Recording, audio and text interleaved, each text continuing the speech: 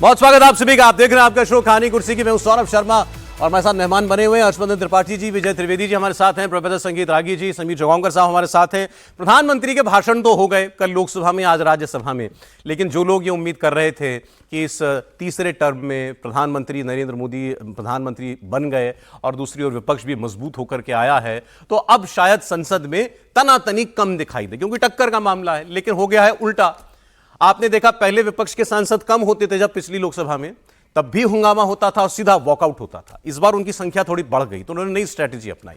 प्रधानमंत्री कल लोकसभा में बोल रहे थे, वो बोले 2 घंटे से ज्यादा, तो 2 घंटे तक विपक्ष के लोग नारेबाजी करके हंगामा करते रहे, चीखते चिल्लाते रहे और प्रधानमंत्री को फिर हेडफोन पहनना पड़ा, जिससे जो है बाहर की आवाज जो है नॉइज नहीं आती ज्यादा। लेकिन उन्होंने अपना भाषण उसी माहौल में पूरा किया, वो भी उन्होंने भी हार नहीं मानी। आज राज्यसभा में, राज्यसभा हाउस ऑफ एल्डर्स कहा जाता है, यहां पर सीनियर नेता बैठते हैं, यहां पर शायद ये ना होता, लेकिन यहां पर खड़गे साहब ने, यहां वो लीडर ऑफ ऑपोजिशन है, उन्होंने लीड ली। प्रधानमंत्री अपना भाषण दे रहे थे, उन्होंने बीच में कुछ कहने की कोशिश की, चेयर पर उपराष्ट्रपति थे, उन्होंने अलाउ नहीं किया, तो उनके साथ सारे विपक्ष के नेता यहां भी नारेबाजी करने लगे और 40 मिनट तक नारेबाजी करते रहे, मोदी भाषण देते रहे। लेकिन लोकसभा वाले अपने साथियों की तरह इस बार शायद उनका 40 मिनट के बाद, नारे लगाने के बाद गला सूखने लगा होगा, तो फिर वो वॉकआउट कर गए। तो कुछ नहीं बदला है विपक्ष और सरकार के बीच में, विपक्ष और सत्ता पक्ष के बीच में। ये इस पहले संसद सत्र में स्पष्ट दिखाई दे गया। राहुल गांधी के तो वीडियो आ गए जिसमें वो अपने साथियों को उकसा रहे हैं, वेल में जाओ, वेल में जाओ, कुछ बुदबुदाते हैं, उसमें ऑडियो नहीं सुनाई दे रहा है, लेकिन साफ साफ इशारों से कह रहे हैं आगे जाओ, खुद आगे जाकर के खड़े हो जा रहे हैं। अब मैं आपके सामने कुछ तस्वीरें पहले मैं रख देता हूं, पहले आपको दिखाता हूं लोकसभा राज्यसभा की दोनों तस्वीरें एक साथ, जो हंगामा हुआ वो शॉट चला दीजिए, वो तस्वीरें चला दीजिए। ये देखिए, इसमें एक लोकसभा है कल का और एक है आज का राज्यसभा। लोकसभा वाले वीडियो में जो पहला है उसमें आपको दिखाई देगा राहुल गांधी कैसे अपने साथियों से कह रहे हैं आगे जाओ, आगे बढ़ो, खड़े होकर के नारे लगा रहे हैं वो, और सब लोग, फिर बहुत सारे नेता वेल में आ जाते हैं। वो तो यहां अच्छा है, इस नई संसद के अंदर पुरानी जैसी व्यवस्था नहीं है, वो तो बिल्कुल आसन तक पहुंच जाते थे। यहां आसन और नीचे वेल में काफी ऊंचाई है, काफी गैप है, लेकिन फिर भी वो बहुत जोर शोर से नारे लगाते हैं। और आज राज्यसभा में वही हुआ। राज्यसभा में खड़गे साहब बोलना चाह रहे थे, अनुमति नहीं मिली, तो यहां भी आज नारेबाजी होने लगी वैसी, और फिर अंत में वॉकआउट हो गया। मैं आपको सुनाता हूं प्रधानमंत्री नरेंद्र मोदी ने क्या कहा विपक्ष को जब आज राज्यसभा से पूरा ऑपोजिशन वॉकआउट कर रहा था। झूठ फैलाने वालों की सत्य सुनने की ताकत भी नहीं होती।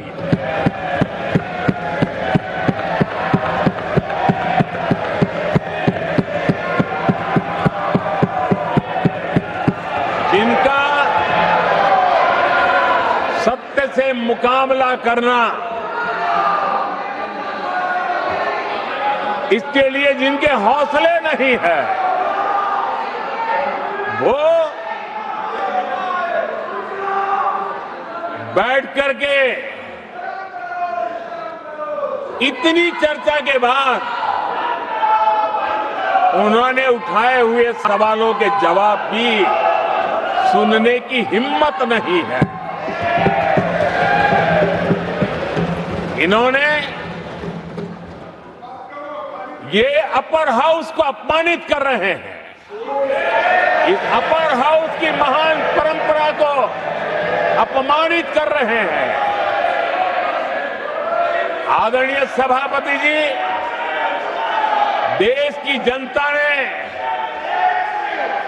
हर प्रकार से उनको इतना पराजित कर दिया है कि अब उनके पास गली मोहल्ले में चीखने के सिवाय कुछ बचा नहीं।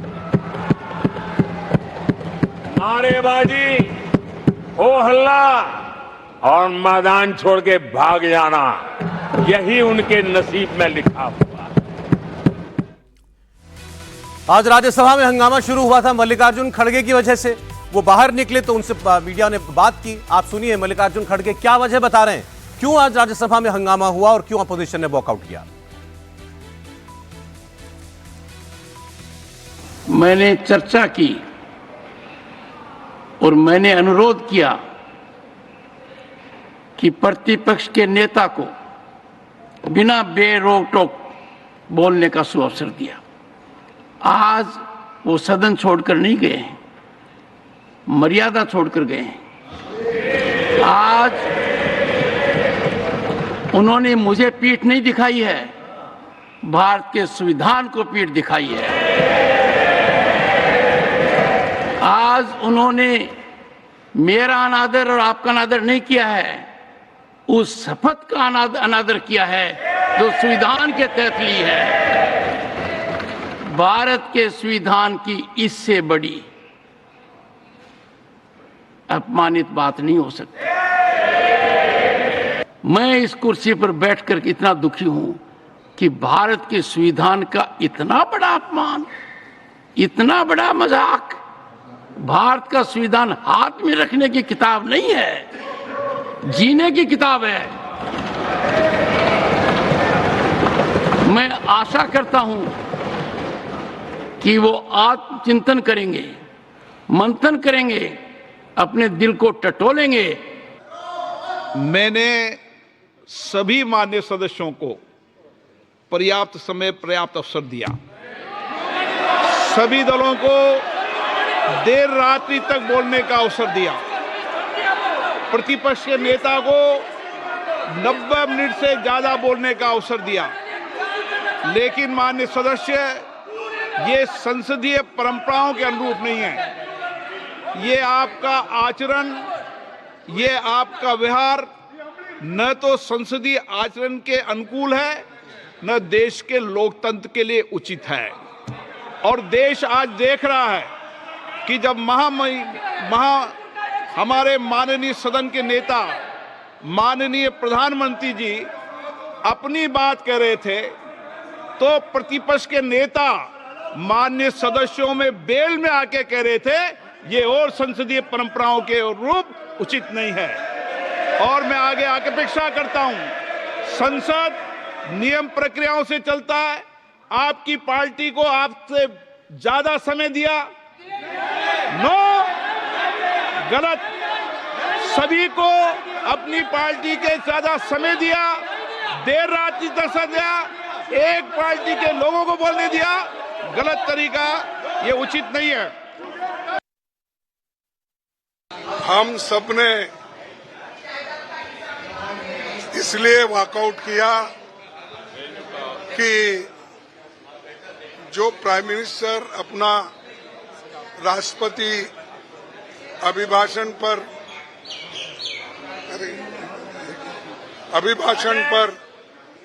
जो भाषण दे रहे थे, उन्होंने कुछ गलत बातें सदन को बताई, गलत, झूठ।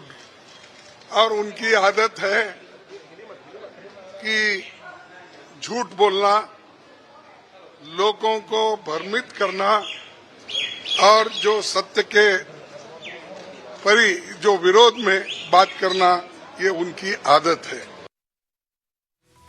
अब विपक्ष देखिए अपनी अपनी वजह बताएगा कि क्यों हमने हंगामा किया, लेकिन एक बात तो सच है, विपक्ष के सारे नेता जब बोल रहे थे, सत्ता पक्ष वाले सुन रहे थे। राहुल गांधी 90 मिनट से ज्यादा बोले। उनके भाषण के बीच में जरूर प्रधानमंत्री ने एक वाक्य बोला, अमित शाह ने 2 बार खड़े होकर के अपनी बात कही, लेकिन उनको किसी ने टोका नहीं, उनका भाषण पूरा होने दिया। यहां प्रधानमंत्री के भाषण में पूरे टाइम चिल्लाना उनका जारी रहा।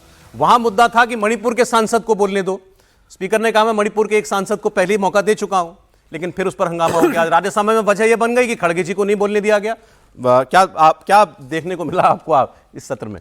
देखिए, मुझे लगता है कि इसका आगाज तो पहले ही हो चुका था, जब संविधान की कॉपी लेकर और मतलब अगर आप संविधान बचाना चाहते हैं, संविधान की कोई लड़ाई लड़ना चाहते हैं, हालांकि आज प्रधानमंत्री ने बहुत ठीक से जवाब दिया कि लड़ाई तो आपातकाल के बाद संविधान बचाने की थी, वो लड़ी लोगों ने, आज तो कोई ऐसी जरूरत नहीं थी।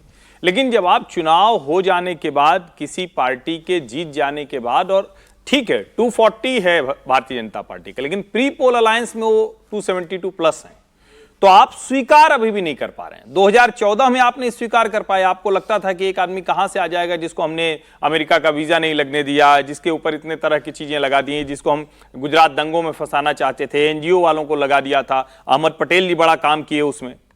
अब वो आदमी प्रधानमंत्री बन गया, चलो उनको लगा 19 में कर देंगे। राफेल वाले मामले में चौकीदार चोर है, दुनिया भर का प्रोपेगेंडा, वो कई अखबारों के संपादकों ने आधी अधूरी चिट्ठी छाप दी, क्रॉप लेटर छापा, सब किया, नहीं हो पाया। 24 में उनको लगा कि अब ये संविधान आरक्षण वाला चल गया, तो उनको लगा अब ये रोज करना है, संविधान लेके पहुंच गए। उसका कोई औचित्य नहीं था, वो सीधे सीधे प्रोवोकेशन था, प्रोवोकेटिव स्टेप था, भड़काने वाली बात थी। और उसके बाद प्रोटेम स्पीकर पर सवाल खड़ा करना, स्पीकर पर सवाल खड़ा करना। उसके बाद आप ये तो छोड़ दीजिए अब कि कौन सही जा रहा है कौन गलत जा रहा है। राहुल गांधी ने उसको और आगे कर दिया। अरे वो राहुल उनकी गांधी तस्वीर को तो मैं लगा- दिखाना भूल ही गया। वो स्क्रीन पर लीजिए जरा तस्वीरें, राहुल गांधी की वीडियोस जो बिल्कुल। आए हैं जिसमें वो उकसा रहे हैं। ये वीडियोस चलाते रहिए के बाद। राहुल गांधी को लगा कि अब यही हमारी ताकत है। जैसे कई लोगों ने कहा कि वो विश्वविद्यालय के छात्र नेता की तरह बोलते हैं। हम लोग खुद छात्र राजनीति से निकल कर आए हैं तो जानते हैं, बड़ा अच्छा लगता है आप जब हाथ उठा के ऊपर की तरफ बात करते हैं, लगता है कि पूरी दुनिया बदल जाएगी। और ठीक भी है, वो जोश रहना चाहिए। लेकिन कहा जाता है कि वहां से जब संसद आप पहुंच रहे हैं तो आपके व्यवहार में वो गंभीरता होनी चाहिए। 20 साल के सांसद होने के बावजूद वो गंभीरता नहीं आई। और आप सोचिए कि भगवान शिव का चित्र लेकर गए, गुरु नानक जी का चित्र लेकर गए, जीसस के मुंह से अहिंसा वाला बुलवा दिया, गांधी जी वाला पता नहीं भूल गए थे, त्रिशूल को अहिंसा का बता दिया, जबकि दुष्टों का संहार करने के लिए करते हैं। उस सब में क्या था? हिंदू धर्म, हिंदुत्व की राजनीति पर निशाना साधना, नरेंद्र मोदी के डरो मत का जवाब देना, भागो मत का। लेकिन प्रधानमंत्री ने कल, जिसको कहते हैं कल बढ़िया वाला धोबी घाट खुला हुआ था। नहीं, प्रधानमंत्री मतलब ने तो इसके अलावा और कोई शब्द नहीं मेरे जिस तरीके से इस बार विपक्ष को आड़े हाथों लिया, 40 मिनट तक वो सिर्फ और सिर्फ, जैसे कहते हैं ना, मैं अभी कह भी रहा था कि जैसे बहुत पूरी ताकत लगा के बॉलिंग कर रहे हैं तो 5 ओवर होता है, वो फास्ट बॉलर फेंकते हैं, पिच भी रहती है, रिस्ट्रिक्शन भी रहती है, तो फास्ट बॉलर आते हैं, तो खूब गला फाड़ फाड़ कर चिल्लाए वो लोग। प्रधानमंत्री ने 40 मिनट का उपयोग उसमें किया और उसके बाद जब वो थकते से दिखे तो पानी पिलाया और पानी पिला के फिर अच्छे से धुलाई की। इस बार धोबी घाट राहुल कल गांधी खुला का नाम था। तो नहीं लिया, लेकिन आज के भाषण को मैं कहूं, आज का भाषण बहुत शानदार भाषण। और सबसे बड़ी बात कि जिसको मैं कहूंगा प्रधानमंत्री और उनकी टीम जो सोचती है, बार बार कह रहे थे 1/3 प्रधानमंत्री, 1/3 प्रधानमंत्री, उन्होंने कह दिया 10 साल हो गया, 1/3 प्रधानमंत्री पूरा हो गया, 2/3 अभी बाकी है। 20 साल के सरकार की बात आज उन्होंने और कर दी कि हम 20 साल रहेंगे, 20 साल और रहेंगे। 10 साल हो गया, अभी 20 साल और रहेंगे 20 ये उन्होंने बोला है? ये उन्होंने आज बोला। 1/3 प्रधानमंत्री बार बार राहुल गांधी और उनकी पूरी टीम कहती थी ना, इस लिहाज से कि नीतीश जी और नायडू जी आ गए, तो नीतीश नायडू डेवलपमेंट अलायंस जो बना, 30 साल का भी 30 साल का मामला है, 10 हो चुका है, 20 बाकी। उन्होंने एक शब्द इस्तेमाल किया कल के भाषण में बहुत, आज भी एक बार उन्होंने किया, बालक बुद्धि। कल वो जो राहुल गांधी की स्पीच थी उस पर वो बोल रहे थे, उन्होंने कहा ये ऐसा था जैसे एक बालक बुद्धि का विलाप हो रहा था। जो राहुल गांधी का भाषण था वो एक किस्म का विलाप था। उन्होंने कहा जैसे आपको कल तो बड़े किस्से भी सुनाए थे उन्होंने, बच्चा साइकिल चला रहा होता है, साइकिल से गिर जाता है तो रोने लगता है, तो उसको पहलाने के लिए कहता है कुछ नहीं होता, को चीटी मर गई, कुछ नहीं, ठीक, तुम ठीक चला रहे थे। तो हार गए हैं चुनाव, लेकिन फिर भी लोग समझा रहे हैं कि भाई सब कुछ ठीक है, तुम चुनाव जीत गए हो, मॉरल विक्ट्री है तुम्हारी। लेकिन ऑपोजिशन में जो दोनों सदनों में किया उस पर विजय जी क्या कहना है? देखिए, अपोजिशन, पहले एक बात समझने की है कि ये जो हो रहा है पिछले, जिसका हर्षवर्धन जी ने बड़े विस्तार से जिक्र किया, अभी तक चुनाव हुए 1 महीना पूरा हो गया, नतीजे आए हुए 4 जून से आज 3 जुलाई हो गए। अभी हम तय नहीं कर पाए, हम मतलब जो विपक्ष में बैठे हैं, सत्ता पक्ष में बैठे हैं, कि वो शो ऑफ स्ट्रेंथ अभी तक चल रही है। शो ऑफ स्ट्रेंथ तो नतीजों के साथ हो गई कि भाई भारतीय जनता पार्टी के पास कितने आए, एनडीए के पास कितने आए, अपोजिशन के कितने आए। लेकिन विपक्ष अभी तक ये बताना चाहता है कि उनकी शो ऑफ स्ट्रेंथ को कम मत समझिए।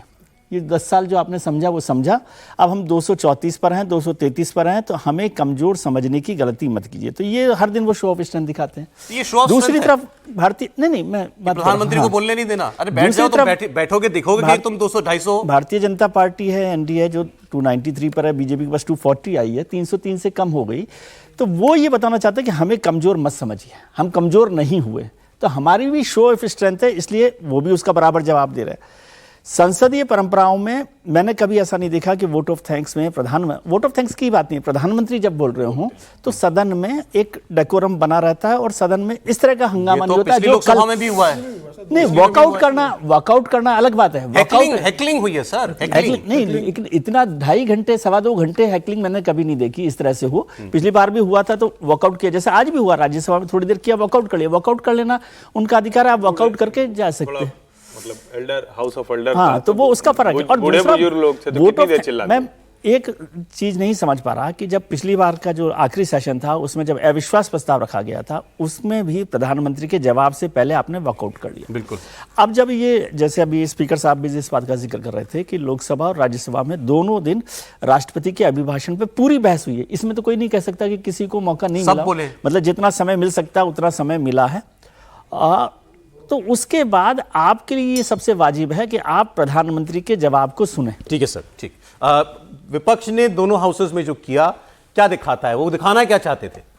वो तस्वीर चला दीजिए, समझ में आ जाएगा राजा साहब वाली। देखिए राहुल जी की, राहुल जी बैठे हुए हैं, राहुल जी की वीडियो चलाते रहिए, बोलिए। देखिए एक ही बात, हम संसद नहीं चलने देंगे, हम आपको काम नहीं करने देंगे, हम इतनी अराजकता पैदा करेंगे, इतनी अराजकता पैदा करेंगे कि दुनिया में ये धूमिल हो जाए कि नरेंद्र मोदी वाकई प्रधानमंत्री के रूप में कार्य करने में सक्षम है। ये एक मैसेज विपक्ष देना चाहता है। दूसरी बात, जिस प्रकार से राहुल गांधी का बर्ताव आचरण रहा, तो वो मुझे लगता है कि एक विपक्ष के नेता, लीडर ऑफ अपोजिशन की गरिमा के अनुरूप, तो यदि 1 to 10 में यदि आप कहेंगे तो मैं कल भी कहा था 0 और 1 के बीच में आप दे सकते हैं। इतनी अशालीन, इतनी अमर्यादित आचरण मैंने आज तक कभी विपक्ष के नेता को संसद में ऐसा करते हुए नहीं देखा है। जो व्यक्ति संसद में स्पीकर से नहीं बात होता है कि स्पीकर को एड्रेस करता है, वो स्पीकर को एड्रेस नहीं कर रहे थे, वो विपक्ष के नेताओं को एड्रेस कर रहे थे। इसलिए बार बार पीठ घुमा करके, आपने कभी किसी नेता को देखा है पीठ घुमा करके अपने वो कॉन्स्टिट्यूएंसी से बात कर रहे थे? और इस प्रकार का अराजक व्यवहार राहुल गांधी से आने वाले दिनों में आपको हमेशा देखने को मिलेगा। और अभी होगा। एक मिनट, नहीं पूरी बात कर लेने दीजिए सर, इतना समय जो सोशल मीडिया पर राहुल गांधी के लिए जो बात कहा जाता था, जो लोग कहते थे पप्पू है, पप्पू है, पप्पू है, कल शालीन भाषा में लगभग प्रधानमंत्री ने लोकसभा के पटल पर इस चीज को रख दिया, बालक बुद्धि कह करके। और वो अब ध्यान रखिए, वो अब लगभग वो क्या होगा, अब वो डॉक्यूमेंट का हिस्सा हो गया है। और ये बालक बुद्धि कहा गया, भाई ये तो हो गया ना, अब तो वो एक्सपंज रिकॉर्ड में चला गया, वो तो रिकॉर्ड पे चला गया। वो तो जो भी कोई आज से 20 साल पहले आचरण का जब विश्लेषण करने जाएगा, विश्लेषक कोई जाएगा या पॉलिटिकल साइंस का या इतिहास का विद्यार्थी जब जाकर के संसद के डिनर वो पढ़ेगा, पूछेगा कि बालक बुद्धि किसके लिए बोला गया है। टाइम हो जाएगा। समीर जी, जो देखा कैसा लगा? देखिए सरोज जी, जो अभी देखा है कल लोकसभा में और राज्यसभा के अंदर देखा है, ये आगे भी हमें देखने को मिलेगा। अब ऐसा नहीं कि हमने अभी देखा है तो आगे कोई बहुत सार्थक चर्चा होगी, कोई बिल आएगा तो उस पर बहुत अच्छी चर्चा होगी विपक्ष की तरफ से, और देश की जनता सुनेगी पक्ष और विपक्ष का बातें को, और उस पर कोई सार्थक चर्चा। मुझे लग रहा है अब ये पूरे 5 साल का ट्रेंड रहने वाला है। ये विपक्ष ने बता दिया है कि सदन अब ऐसे ही चलेगा, या तो हम वेल में आके होलना मचाएंगे और राज्यसभा में हम वॉकआउट कर जाएंगे।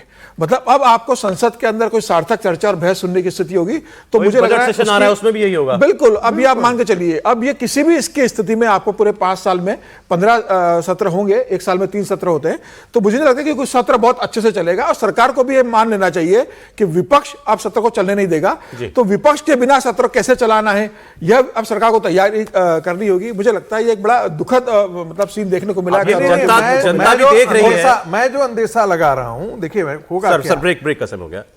विपक्ष जो है इधर प्रधानमंत्री पर हमलावर होगा, और सत्ता पक्ष हो सकता है कि राहुल गांधी जी के माताजी को टारगेट करे राज्यसभा में। अच्छा, तो ये जो बेइज्जत एक दूसरे को करने का, अपमानित करने का जो सिलसिला है, बड़ा दुखद है। वो ये बहुत दुखद होगा ये संसदीय इतिहास। जनता देख रही है और आप ही फैसला कीजिए इस सब के लिए कौन जिम्मेदार।